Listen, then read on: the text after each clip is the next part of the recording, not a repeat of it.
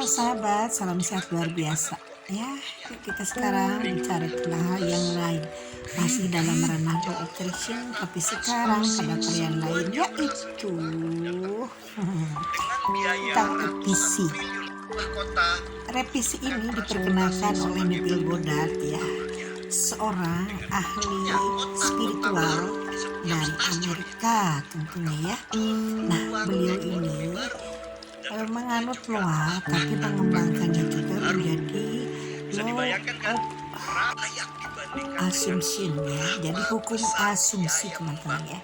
Dan banyak sekali para penganut hukum asumsi ini dan banyak sekali orang-orang yang sudah menggunakannya termasuk pun saya. Jadi hukum asumsi ini terutama revisi ini apa? Revisi ini yaitu merevisi keadaan peristiwa yang terjadi pada hari ini. Misalkan hari ini nih kita mengalami peristiwa yang kurang enak nih, tidak sesuai ekspektasi. Misalkan kita nagih utang ke seseorang, ternyata orangnya mangkir dan tidak membayar. Nah, nanti pada malam hari sebelum tidur kita revisi jadi sebaliknya. Kalau misalkan orang tersebut tidak membayar utang, tapi nanti malam dalam kita sebelum tidur kita bayangkan, putar ulang lagi filmnya, kita putar ulang seperti apa, kita putar ulang, direvisi lagi, direvisi jadi seolah-olah orang itu bayar utang ke kita, bayar utang lunas.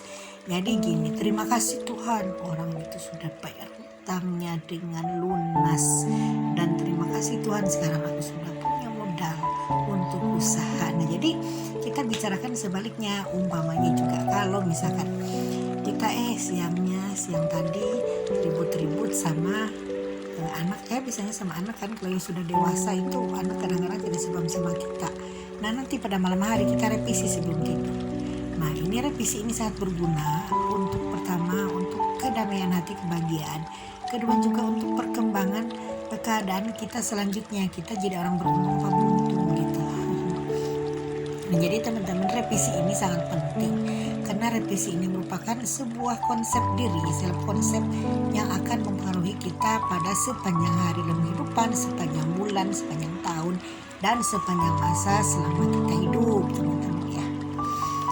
Jadi seberapa penting itu revisi? Ya seperti saya katakan tadi, penting sekali, tapi kita harus memahami dulu dasar-dasar dari hukum revisi itu seperti apa.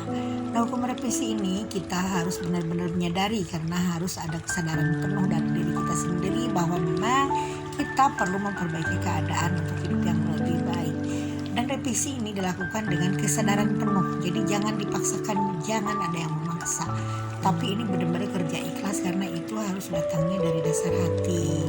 Dan revisi ini sebenarnya mudah, tapi tidak gampang. Tidak gampang apa? Kadang-kadang ada hal yang bertentangan dengan hati kita, ada hal-hal yang tidak kita setujui. Misalkan gini, misalkan wah kita ini pada siang hari tadi ribut nih sama tetangga nih, misalkan masalah pembatas jalan misalkan, pembatas jalan. Kita kan udah tahu ya ukuran tanah kita dari sini ke sini. Tetangga kita malah mengklaim itu tanah dia gitu. Nah, kita kadang-kadang tidak menerima itu, tidak menerima keputusan yang sudah diputuskan pada siang hari. Nah, itu kadang-kadang kita ada batin kecil kita yang seolah-olah menyuruh kita untuk tidak terima gitu kan. Nah, itu harus dilawan teman-teman ya. Karena kita kalau orang loa sejati itu orang penganut hukum alam semesta ini, jadi tidak suka ribut. Jangan suka ribut, biar kita mengalah aja atau mengalah untuk menang. Nah, jadi untuk menaklukkan diri sendiri supaya kita revisinya berhasil, tentunya punya kesadaran, punya landasan kesadaran jiwa yang penuh. Jadi jangan sampai ada yang memaksa, tapi kita lawan hati kita. Jangan sampai ada hal-hal yang menghambat kita untuk melakukan revisi. Jadi kesadaran itu sangat penting teman-teman ya. Kesadaran ini sangat diperlukan oleh penganut loa karena dengan kesadaran penuh kita tentunya akan memperbaiki seluruh kehidupan, sendi-sendi kehidupan dari A, B, C, D sampai Z teman-teman ya. Nah, ini tentunya juga bukan hanya teori, tapi saya sudah mengalami hal itu. Jadi sebelum tidur, kita revisi yuk apa sih yang terjadi yang tidak sinkron dengan keinginan kita di siang hari, yang seolah-olah itu bertentangan dengan apa yang kita inginkan. Nah, jadi revisi ini sangat-sangat penting teman-teman ya. Karena revisi ini akan berpengaruh terhadap kehidupan kita di masa yang akan datang. Nah, sekian dulu teman-teman tentang revisi ya. Bagi teman-teman yang minta dibahaskan tentang Sedona Method, nanti saya akan bahas selanjutnya ya, karena masih ada antrian ya, masih ada beberapa. Tolong sabar aja dulu, karena bagaimanapun kita harus tertib. Dan kita juga sambil belajar, saya bicara ini tanpa skrip teman-teman ya. Jadi apa yang ada dalam pikiran saya, dalam hati saya utarakan, saya bicarakan di video ini, karena saya tidak mau hanya pakai skrip tapi bicaranya kaku, karena tidak berdasarkan pengalaman. Tapi saya bicara ini berdasarkan pengalaman, karena memang ini